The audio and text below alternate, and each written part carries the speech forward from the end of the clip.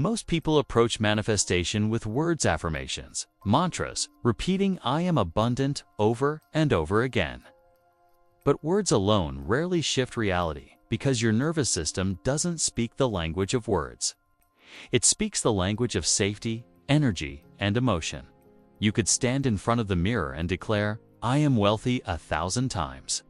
But if your body is locked in stress, if your heart is pounding with fear, if your breath is shallow, from survival mode, the universe is not receiving well, it's receiving panic. The truth is, manifestation is not about stacking words on top of fear. It's about aligning your biology with possibility. Think about it. If you tell someone you're fine while your voice is shaky, your body language is tense, and your eyes are darting dew, they believe your words or your energy. Always the energy. The universe works the same way. When your nervous system is dysregulated, it sends signals of danger. Not safe, not ready, not now. And the field mirrors that back. That's why people stay stuck. They keep saying the right things, but their biology is broadcasting fear. The body always wins over the mind. Science confirms this. Studies show that when the body is flooded with stress hormones like cortisol and adrenaline, perception narrows. Creativity shuts down. Energy collapses inward. That means you literally cannot connect to the expansive field of possibility. It's like trying to tune into a radio station while static blocks the signal. You catch fragments, but not the full song. So if manifestation isn't about words, what is it really about? It's about the state of your nervous system. Because your nervous system is the gateway. It decides whether you are in survival or creation. It decides whether your signal is static or coherent. And until you regulate it, manifestation will feel like pushing against a locked door. Think about this. For a moment, before your mind interprets anything, before you assign meaning to a situation, your nervous system is already responding. Every sound, every face of news you hear is filtered through your body first. Your heart rate adjusts, your breathing changes, your muscles either soften or tighten, depending on whether your body senses safety or threat. In this way, your nervous system is not just part of your biology, it's the first receiver of your reality. Imagine walking into a room where people are arguing. No one has told you what's going on, but immediately your body feels it. Your stomach tightens, your shoulders rise, your chest feels heavy. That's your nervous system picking up signals before your logical mind even has the chance to analyze. Now, apply this to manifestation. If your body is constantly receiving life through the lens of threat, then every dream you imagine is filtered through survival. And survival does not create. Survival repeats. The nervous system operates in two main states: the sympathetic response and the parasympathetic response. In sympathetic mode, fight, flight, or freeze, your body is locked into survival. Blood flow shifts away from higher reasoning parts of the brain and moves into your limbs for quick reaction. Your perception narrows to detect threats. On the other hand, in parasympathetic mode, often called rest, repair, and creation, your body feels safe. Your mind opens. Creativity flows. You have access to the part of your brain that can imagine, design, and manifest new realities. Most people don't realize they're stuck in chronic sympathetic activation. They think anxiety, tightness, or restlessness is normal, when in fact it's a constant signal of not safe. And here's the truth: if your nervous system doesn't believe it's safe, no matter how hard you visualize abundance, your body won't let you receive it.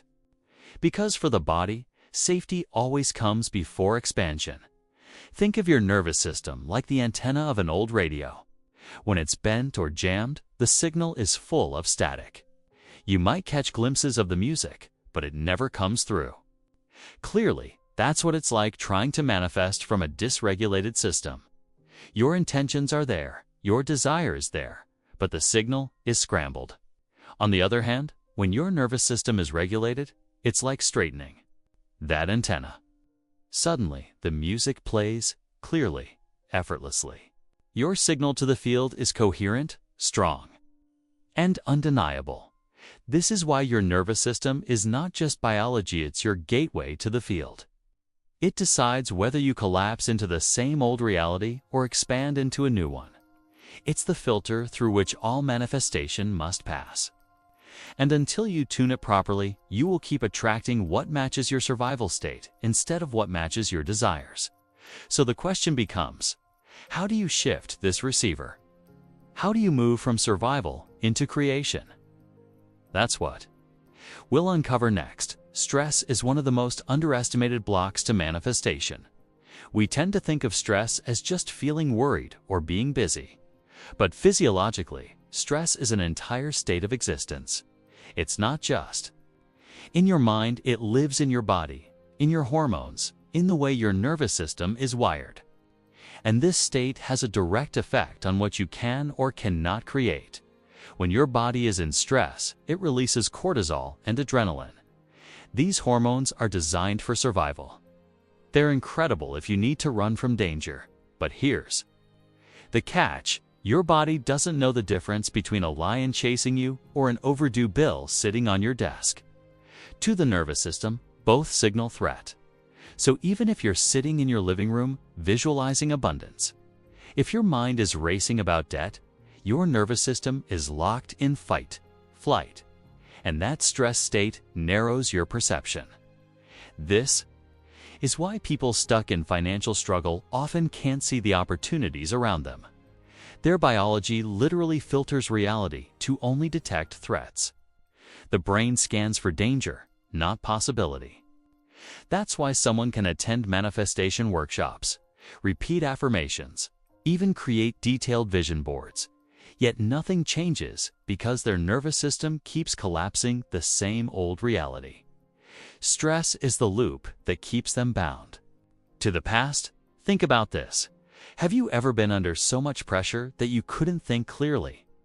Maybe you misplaced your keys while rushing out the door, only to realize later they were right in front of you. That's stress. It shuts down higher reasoning. Now imagine trying to manifest a new reality from that same state. The very field of possibility is right in front of you, but your body can't access it because it's too busy scanning for survival threats. Here's what neuroscience shows. When you're in stress, your brainwaves shift into high beta fast, chaotic patterns associated with anxiety and hypervigilance. In this state, your body is addicted to the familiar chemistry of stress. You keep thinking the same thoughts, feeling the same emotions, and recreating the same circumstances. You become trapped in what scientists call the predictable past. And here's the kicker. The more you rehearse stress, the more your body believes it is your identity. It locks you into cycles where creation feels impossible. This is why stress is not just uncomfortable, it's a manifestation killer. Because the universe does not respond to words. It responds to your state. If your state is chaos, the field mirrors chaos. If your state is fear, the field mirrors fear. You don't attract what you want. You attract what your nervous system signals is true. The solution is not to force more affirmations. It's to break the cycle of stress. It's to teach the body safety again, so that creation becomes possible.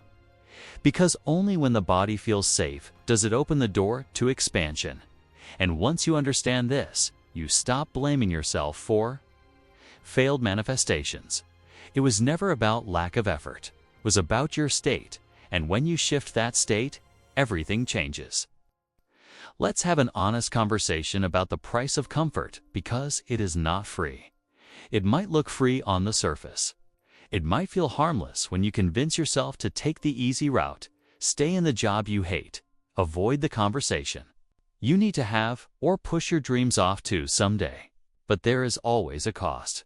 Always the cost of staying in your comfort zone is invisible at first. It doesn't show up on a receipt or a bill. It shows up as time slipping through your fingers. It shows up as regret. It shows up as the voice in your head whispering, "There has to be more than this." When you live in your comfort zone, you are paying with your future. You are trading the extraordinary for the ordinary. You are trading potential for predictability. You are trading your power for the illusion of safety. And what's most dangerous is that this trade feels acceptable till one day it dies. Ends single quotes. Think of it this way. Comfort zones are like a small, cozy room. At first, you enjoy the warmth, the familiarity, the ease. But stay there long enough, and the walls begin to close in. The air becomes stale. What once felt safe begins to suffocate you. And when you finally realize it's time to get out, you look back and wonder how many years you wasted staring at the same four walls. This is the silent cost. It's not the pain of trying and failing. It's the pain of never trying at all. And make no mistake, that pain is far heavier than failure. Failure stings for a moment. Regret stings forever. So ask yourself, what has comfort already cost you? What opportunities slipped by because you hesitated? What dreams did you talk yourself? Out of what parts of yourself did you bury because stepping out felt too risky? If you really sit with those questions, you'll see the truth. Staying in your comfort zone isn't neutral. It's not harmless. It's expensive. And the longer you stay there, the higher the price becomes. The tragedy is not in failing. The tragedy is in never stepping outside to see what could have been. Think about this. When you walk into a room where two people have just been fighting, you don't need to hear a single word to know something is wrong.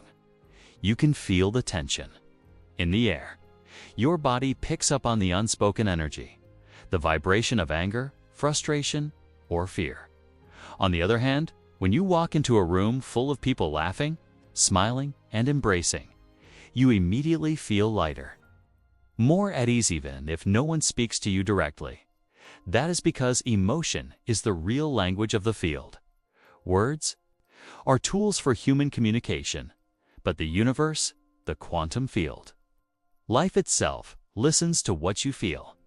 This is why gratitude, love, joy, and inner safety carry such incredible creative power. They are the clearest, strongest broadcast signals you can send. Gratitude says, "I already have it. I already feel blessed. I already feel abundant." And when you genuinely feel that way, your body aligns with that reality. Your heart rate steadies, your nervous system relaxes, your brain waves move into coherence. And your cells literally respond to that emotional frequency. Contrast that with fear. Fear tells the body, "I'm not safe.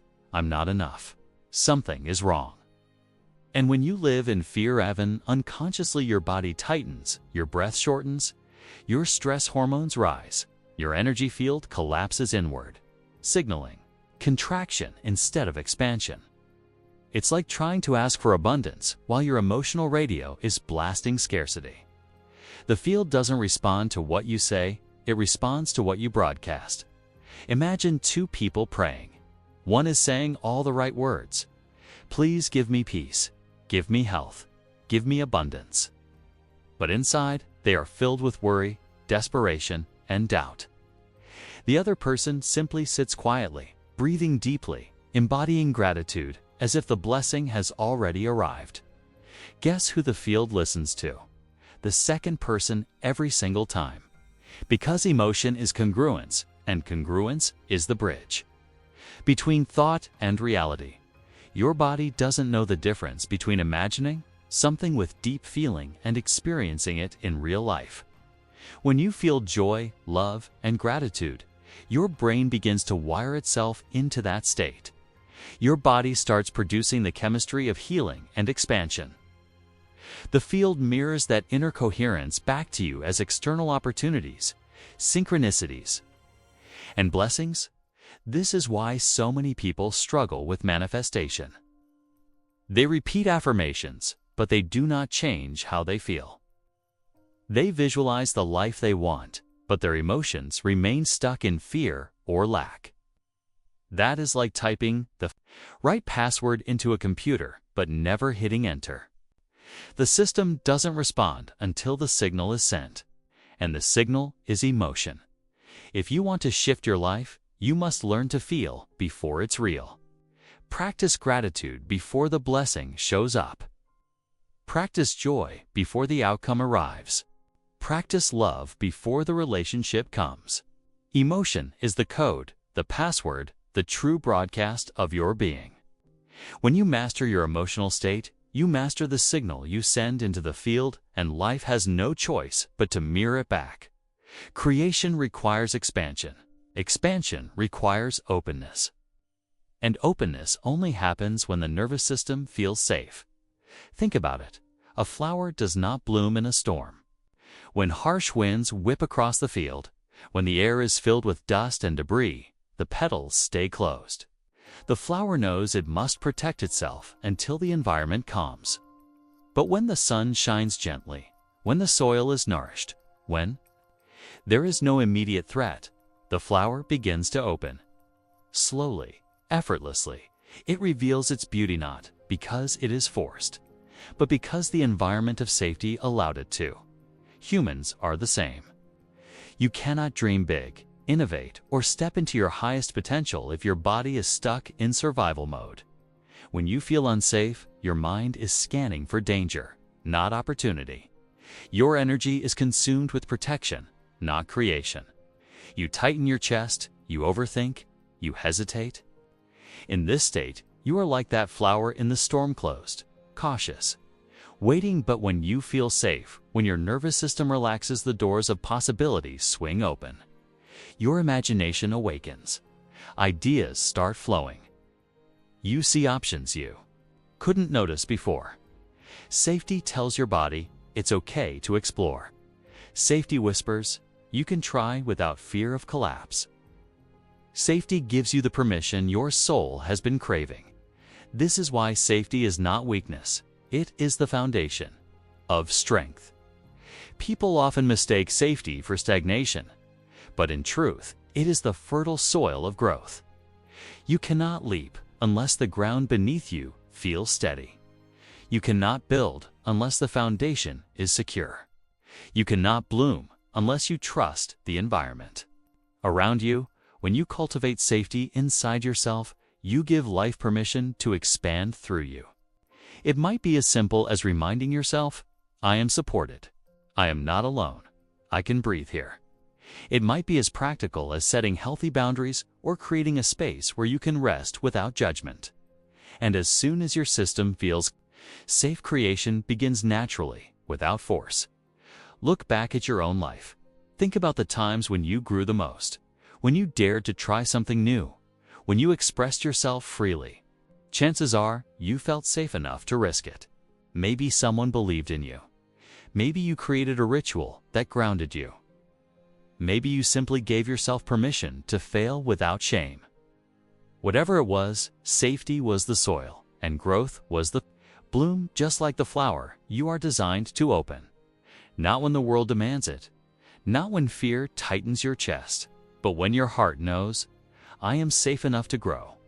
If the conscious mind is the captain of the ship, then the subconscious is the ocean it sails upon. 95% of what we think, feel, and do comes from that vast subconscious programming that was written long before we had the awareness to question it. Here lies the challenge. You can consciously decide, I am safe. I am capable. I am loved. But if your subconscious is still carrying the imprint of old wounds, trauma, rejection, or danger, it will override your conscious affirmations every time. The subconscious doesn't understand logic. It understands repetition, symbolism, and most importantly, feeling. This is why merely saying new words or mantras is not enough. You can tell yourself, I am abundant all day long. But if in your body you still feel fear, scarcity, or tightness, the subconscious continues to hold that as truth. And because your subconscious is constantly signaling to your nervous system, your body responds accordingly, keeping you in survival mode. Here's where the key of felt safety enters. Safety, not as a mental declaration, but as an embodied state, has the power to rewrite those old subconscious codes. When you bring your body into a state of deep calm and assurance through breath, visualization, or even simply sitting in stillness, you're giving your subconscious a new reference point. You're saying, this is what it feels like to be safe. This is what it feels like to rest. This is what it feels like to thrive. Think of it like updating the operating system on your phone. If the subconscious is running an outdated program, full of glitches, everything slows down. But the moment you upload a new, smoother system, everything changes faster, clearer, more aligned. Felt safety is that software update for the human system. Consider this. When a child feels unsafe, they close off. Their body stiffens, their eyes look away, their voice quiets. But when they feel safe in the arms of someone who loves them, they relax, laugh, explore, and express themselves. The subconscious is the same. If it feels unsafe, it hides behind fear and protection. If it feels safe, it opens to possibility and rewires itself toward growth. This is why practices like meditation, grounding, and somatic healing are so powerful. They're not about escaping reality. They're about teaching your nervous system and subconscious a new normal. Normal where safety isn't conditional on circumstances, but is cultivated from within. Over time, the subconscious accepts this new felt truth, and the old narratives lose their power. And once that shift takes hold, your external life follows. Because the subconscious runs the show, when it carries the imprint of safety, opportunities appear less threatening. Risks feel manageable, and connections feel natural, instead of dangerous. The entire world begins to mirror back what you've taught yourself to feel. When you rewire your subconscious with felt safety, you stop running from life. Instead, you walk toward it open, ready, and powerful. Most people treat manifestation like a ritual, something they sit down and do once a day, usually in the morning or before bed. They close their eyes, visualize what they want, maybe repeat affirmations, and then get up, hoping the universe took notes. But manifestation isn't a task on a checklist. It's not something you visit occasionally. It's hygiene. It's maintenance. It's a way of keeping your inner world clean so that what flows into your life is aligned with what you truly want. Think about brushing your teeth. You don't wait until decay sets in before you act. You don't brush once and expect your teeth to remain fresh forever. You brush daily, sometimes twice a day, because hygiene is ongoing. You keep the system clear so problems don't build up. The same is true with energy. Your nervous system, your emotions, your thoughts, these are the teeth of your inner life. If you don't tend to them consistently, plaque builds up in the form of stress, fear, anger, and doubt. And just like dental decay eventually leads to pain, energetic decay leads to misalignment. A life that doesn't look like the one you imagined. Manifestation is energy hygiene. Every moment, you are either clearing your inner receiver or letting it clog. That means it's less about what you do once in meditation, and more about how you treat yourself in the small, consistent moments throughout the day. Do you pause when stress arises to breathe, release, and return to safety? Do you give gratitude before a meal? Not just to bless the food, but to keep your heart tuned toward appreciation.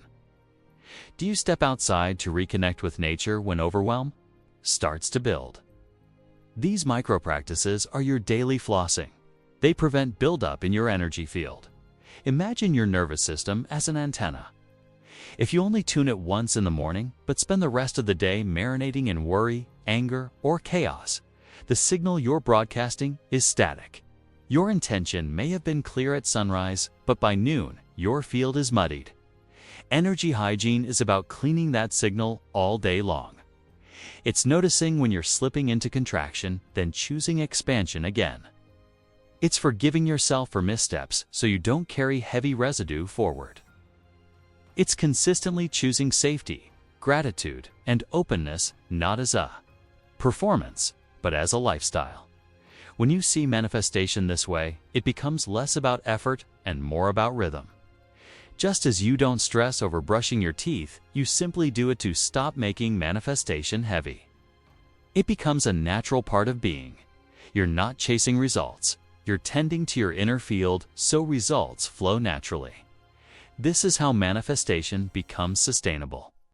It's not a temporary burst of effort, but an ongoing hygiene of energy that keeps you aligned, clear, and ready to receive. Up until now, most people approach manifestation like they're speaking into a void. They repeat affirmations. They visualize. They write down goals. Yet their lives don't transform in the way they expect. Why? Because they're sending static into the universe instead of a clear signal.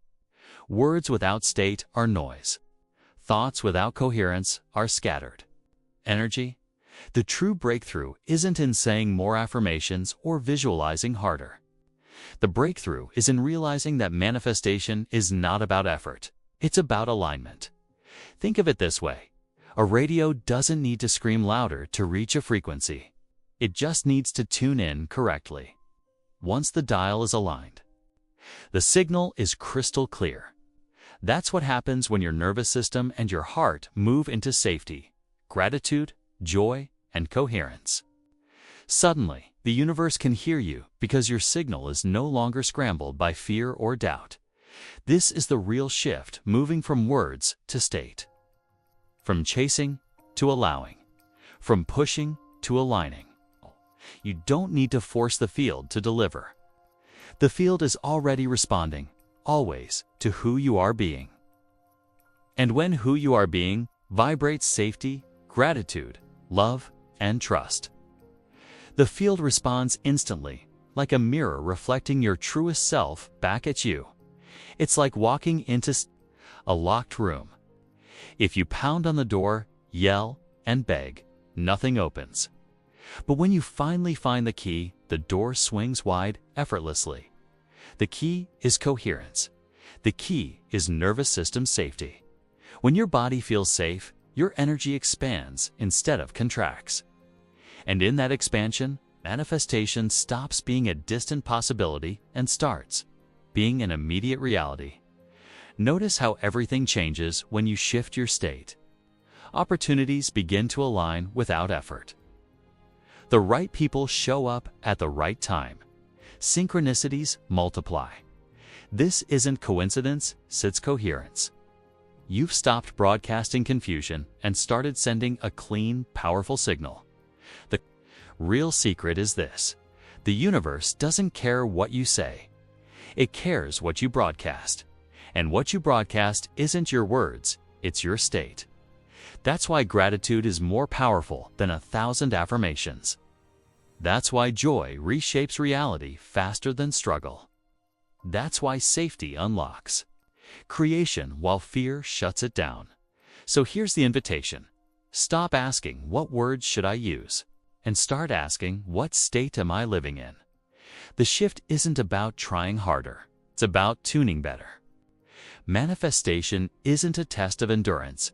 It's a matter of alignment. Once your nervous system feels safe, once you've dropped into gratitude and coherence, the field doesn't delay. It doesn't hesitate. It responds instantly because, finally, you're tuned to the right station. That's the breakthrough. That's where everything you've been asking for is waiting.